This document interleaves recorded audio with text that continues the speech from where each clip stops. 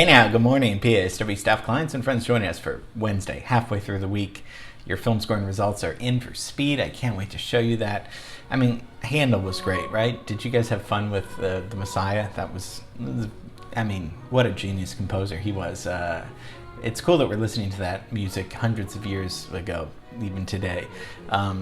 So today I thought we'd focus on a genre of music we haven't really looked at. I mean, we have a little bit, but and a composer in particular. But I also want to talk about the history of this type of music. Not really only in the 20th century. It goes back a little earlier. And I want to thank Christy Chu. She sent in something by this composer, and it got me thinking, oh yeah, we should talk about him.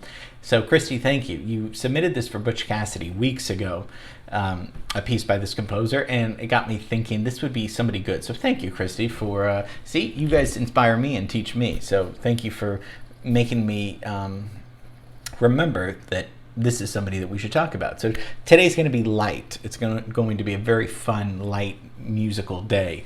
And we're going to be talking about light music. That's the genre, sort of. So we're going to talk about a man who wrote some really great songs, including one of the most famous Christmas songs, even though it's not Christmas, but it's Christmas in June, I guess. Yeah, today we're going to be talking about Leroy Anderson.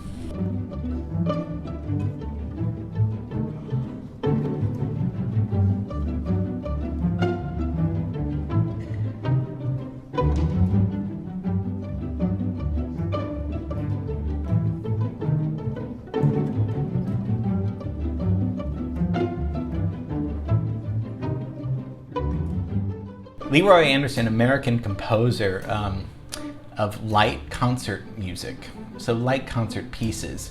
So we're going to talk about that kind of genre, and many of these pieces were introduced and first performed by the Boston Pops Orchestra, which they still perform all the time. John Williams, the famous composer, described Leroy as one of the great American masters of light orchestral music. It's going to be fun to explore his work, and we're going to talk about his life and also what was going on in the 1950s and just the history of light music. I know that's a generic term, but it actually is a genre of music. So Leroy Anderson, very memorable music. Very happy, optimistic music. We've looked at Bossa Nova and Brazil 66. That's happy music. And very intricate orchestrations that we're going to see, and very humorous music as well with this guy. Very gifted linguist. He was, in fact, he wanted to go into language, teaching language, because he was so prolific in so many different languages, but instead he decided to go into composing. So let's get into Leroy Anderson and light music.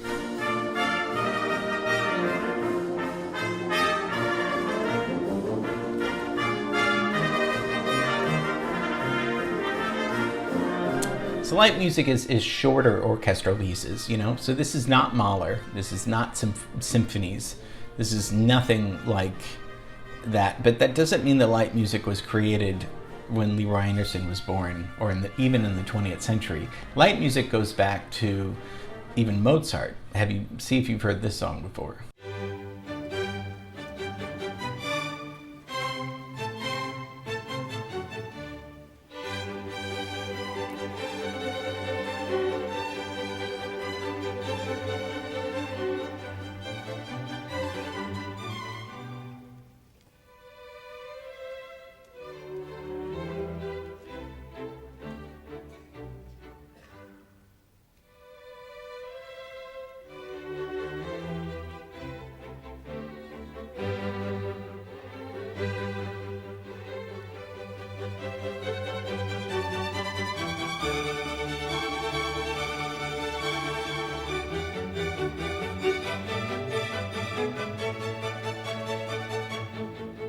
Hugely famous, right? A Little Night Music. That's by Mozart, written hundreds of years ago.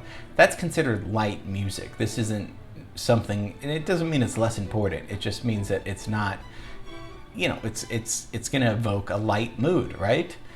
What about this other composer? Remember we talked about this guy? See if you remember this piece.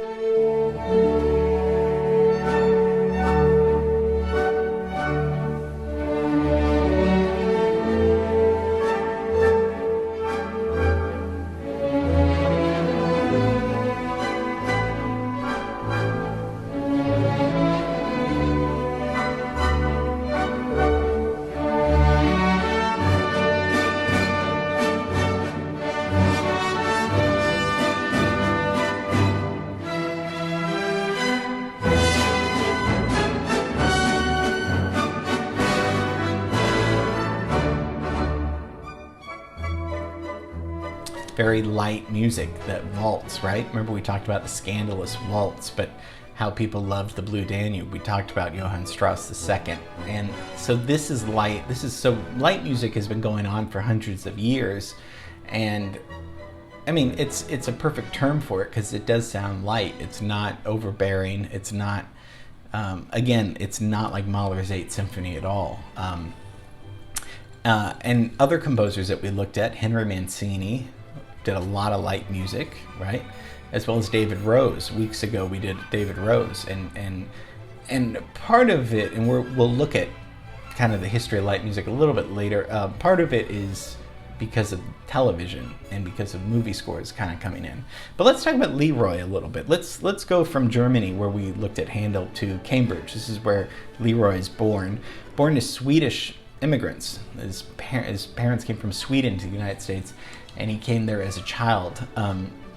Given his first piano lesson by his mother. A lot of these composers get their musical training by their moms. I mean, even yesterday, Handel's mother was, because I think the dads are just like, you're going to be a strong guy going into law, or being a doctor or doing something like that, and the moms are a little bit more sensitive, maybe saying, well, if you want to do music, here's a piano. So not always the case, but at least the last composer today and yesterday, the mom was, and Leroy's mom was a church organist, and but he was on the path to being a pretty strict, like kind of classical trained composer. Studied piano at New England Conservatory of Music, which is still a great school. In 1925, he goes to Harvard, and he studies music harmony and counterpoint, and canons and fugues with Walter Piston, who was a huge composer of the day. Studied composition with him, studied double bass, studied organ, and graduated magna cum laude in 1929 from Harvard. I mean, to get a musical education from Harvard, so this guy had a super legit musical education, and then received a Master's of Arts in Music there in 1930. And was on his way to get a PhD in German and Scandinavian languages because he spoke English, Swedish, and then also Danish, Norwegian, Icelandic. He was great at all these languages. So he's on the path, and I'm not sure exactly when he decided to just say, maybe I'll write more popular music. I don't know when that happened, because he's on the path, as we've just talked about, to being a serious, quote unquote, serious classical composer, studying music at Harvard in the 20s, which is where Bernstein studied too, a little bit later, not in the 20s, but he's on the path. And then he decides, maybe I'm more into the popular realm. So he wrote his first hit, Blue Tango, in 1951.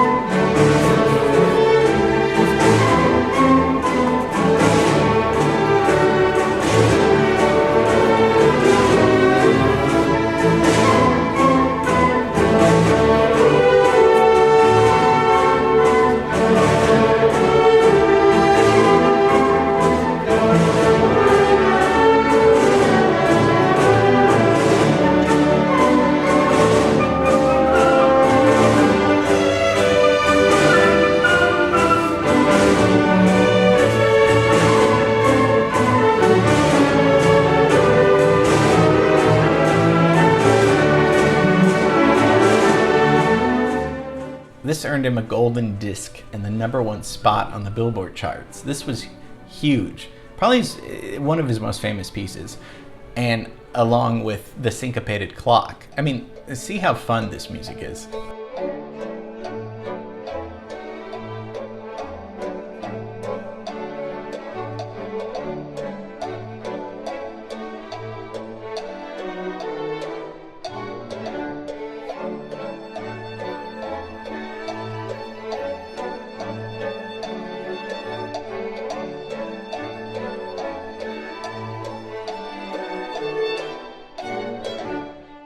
So if his first big piece is 1951, if this is when he's writing this kind of light music, and we've talked about earlier light music, the 1950s, what's going on? Well, by 1950, 8 million people in the United States have televisions now.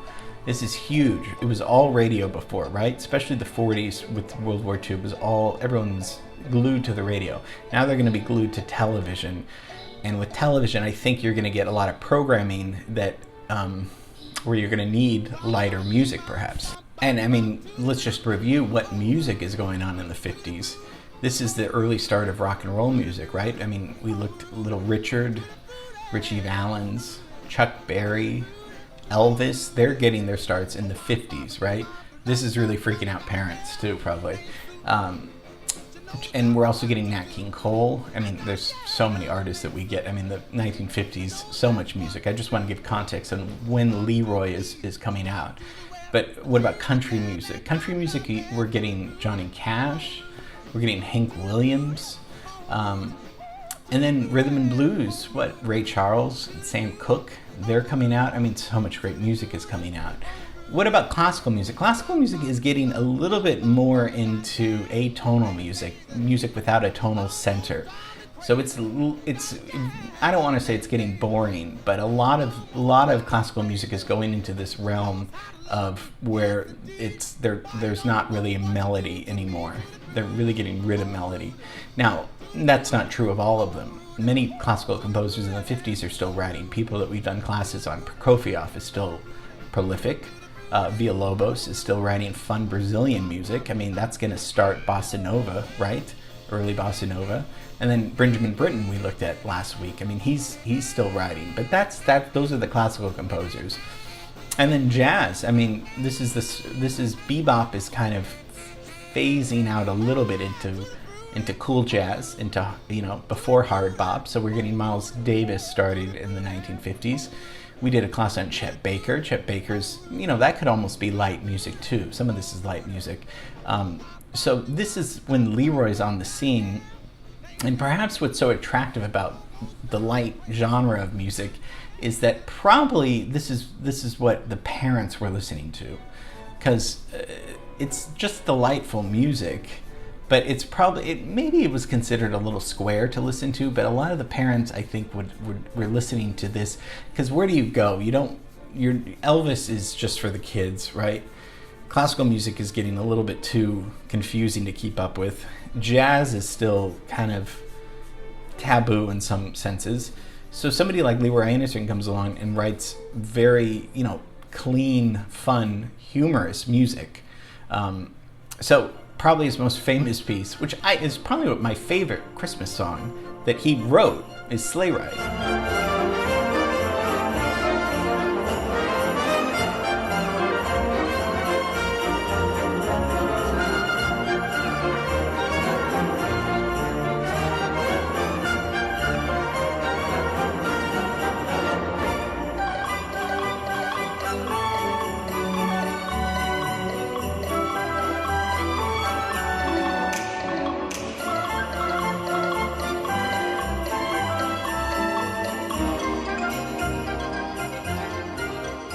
He wrote this during a horrible heat wave in July in 1946, and he finished it in 1948. I guess it took 2 years to write this song.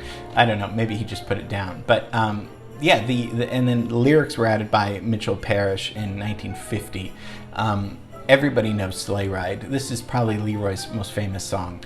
It's a Christmas standard, and it's what does it sound like? It's got an upbeat melody, right? There's sleigh bells, so something Leroy uses a lot are sound effects a little bit. We looked at Esquivel. Esquivel would always use sound effects. Other composers from different countries would use these things, Prentice Prado and stuff. But Leroy's American, so he's using very funny, quirky sounds in his music that's very musical sounding. I mean, including the typewriter song.